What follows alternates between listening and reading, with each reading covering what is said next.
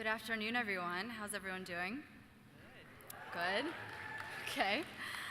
Thanks to all of you for being here. I just wanted to say thank you to my awesome team for being here. Thank you to my dad, who without my dreams would not be coming true. Thank you. Before I begin as well, I just wanted to give a big happy Mother's Day to all the wonderful mothers here today. You guys are everything. And while I literally have the mic, I want to give a special shout out to my own mother. Thank you so much. Happy Mother's Day. And to my older sister, who's been mom number 2 for the past 6 years that I've lived in DC. Thank you so much. See, my story at American University actually started in 2011. This is the second time I've been in this auditorium wearing this cap and gown, although now I have wings. After I had the pleasure of attending AU for my undergraduate degree in communications in 2011. In those 4 years, Washington, D.C. truly became a home away from home, which I know a lot of us can relate to. I'm actually 100% Palestinian, so yes, there we go. So things were a little bit different for me, to say the least.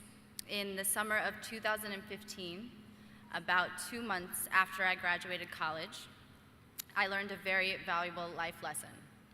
Things don't always go the way you planned. Sounds very simple, but it's very effective.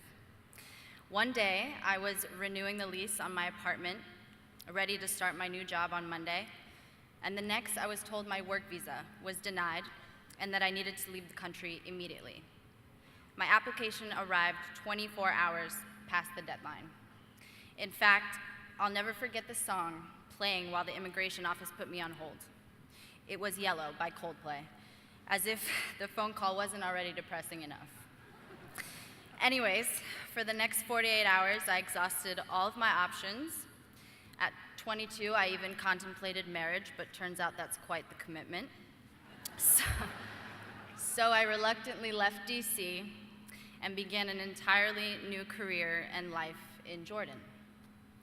That day, and the weeks to follow, were a feeling that is still indescribable till this day.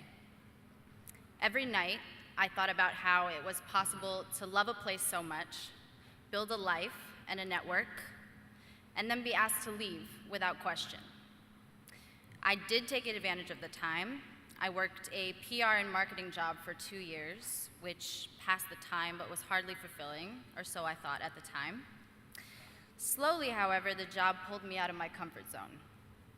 See, I got hired at a kindergarten through grade 12 school with no existing PR and marketing department. I worked a job meant for about 20 people with the help of only a part-time employee. We shared one desk with 2 chairs on either side in an office that used to be a storage closet. Life happened, and my part-time help left me after a few months, leaving me on my own for about 6 months. Suddenly, at 23 years old, I'm interviewing to find employees for my own department. My boss said to me, "You have full creative freedom," the words every artist loves to hear. And I saw it as a gift from God, because rather than being stuck at a desk, I took my creative freedom and pulled out the one thing I loved the most, a camera, and called it marketing. Quickly, those 2 years became a blessing in disguise, because had I not left DC, I wouldn't have conquered the fear of starting over and chasing what you truly want. For me, I found it was film, but that word in itself wasn't fulfilling enough, so I decided I liked to call it storytelling. I had a pretty unique childhood. I lived in an American compound called Aramco in Saudi Arabia, all while traveling to Palestine, casually going through war zones and such. I went to high school on a little island called Bahrain, which you can barely point out on a map, and finally traveled all the way to DC for school. But through that, I have met so many amazing people, a lot that I'm looking at today, and learned of so many other stories out there, similar and different. 2 continents, almost 7,000 miles apart, ended up teaching me the same thing, that it's not just about telling my story, but telling other stories, especially if they're not able to tell it themselves. January of 2017, I took a chance while sitting at my work desk. I secretly filled out an application for my master's in film and media arts at American University.